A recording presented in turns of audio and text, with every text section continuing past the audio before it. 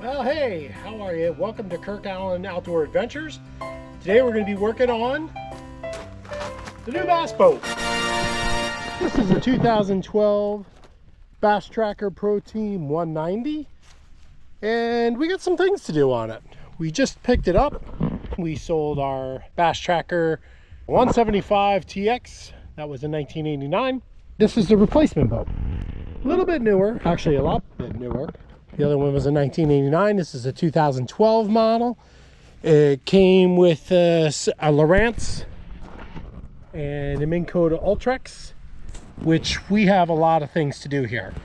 One of our things is we're going to inset this pedal. We're going to add our Helix 7s from the other boat. We got a nice rod locker. We want to set in some lure boxes. I'm gonna take this guy off here and put a Helix 7 here. But we kind of started on this a little bit. Here's what we have for a power plant. We have a Mercury 90 horsepower 2-stroke engine. That ought to move this boat real nice. I did go fishing one time on this boat and I had a great time. This bass deck is nice and big, gives us a lot of room to fish. So far, I'm really liking the boat, but we got a few things to do just to do some updating, and I'm going to bring you along. So when you buy a used boat, there's going to be a lot of things that you're going to see on these boats that just catch your eye, and it's like, why didn't that guy ever fix that? Some of the things I found right off the bat, and some of the things that you can check for that I checked for, was the carpeting.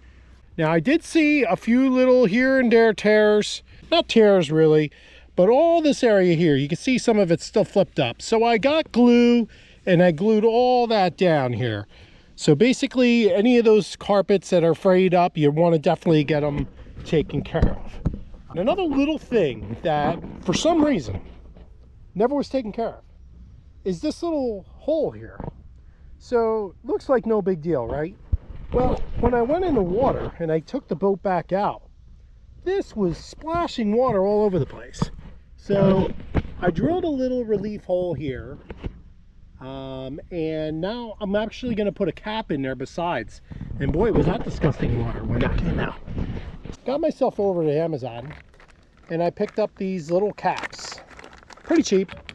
And these caps should fit right on these square holes here, if my measuring was right. Let's get ourselves a rubber mallet and see if we can get those pounded in.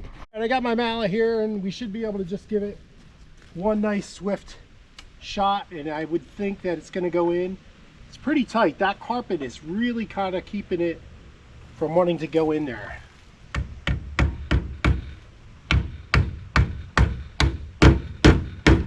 And there you have it. Just a simple fix. Why didn't they fix that? You know, I mean, it was literally less than $1 for these caps, and I have 2 extra ones for later.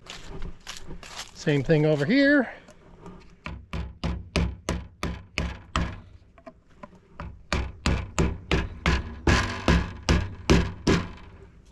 Easy peasy, lemon squeezy. Yeah, you can see all the ugly, gunky water that came out of there. So I'm glad that's going to be somewhat of a fix. Probably now that I drilled that hole in there, it's probably going to let water in anyway.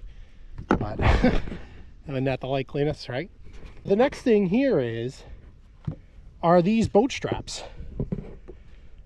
These are made by Boat Buckle, and I looked through a couple, and I bought one retractable set of boat buckles before this, and I gotta say, you're so better off just to go with Boat Buckle.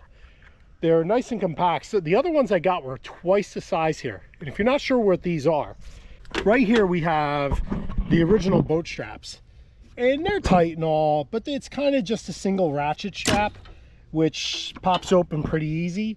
But when it comes to tightening them back down, it was a real pain in the ass. So if I can minimize a bit of time on the ramp, so be it. So these have washers for both sides because you want this to swivel. And it should be simple.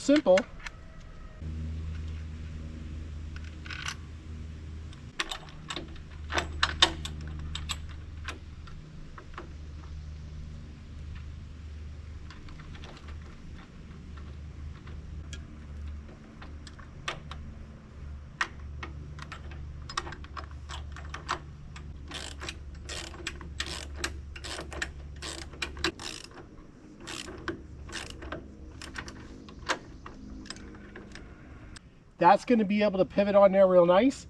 Real easy. You're going to simply hit this back switch here, and this should pull right up nice and easy. And when it's time, I'm going to grab this back lever here and simply just pull it back. Boom, done. Really simple. When it's time to release, it's going to push that back button, pull this up, and you're done. And you can take your boat off.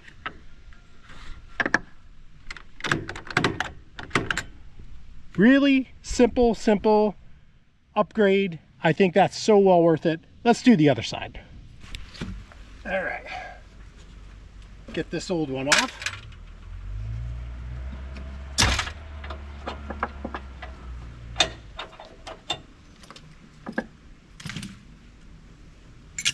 The trick with these I noticed, is you have to place the washer in first and then put your bolt in.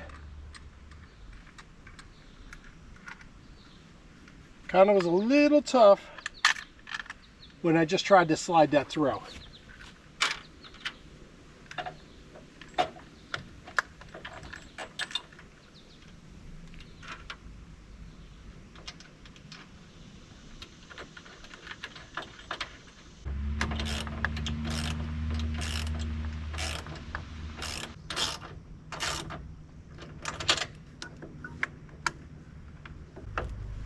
And release that, pull that back.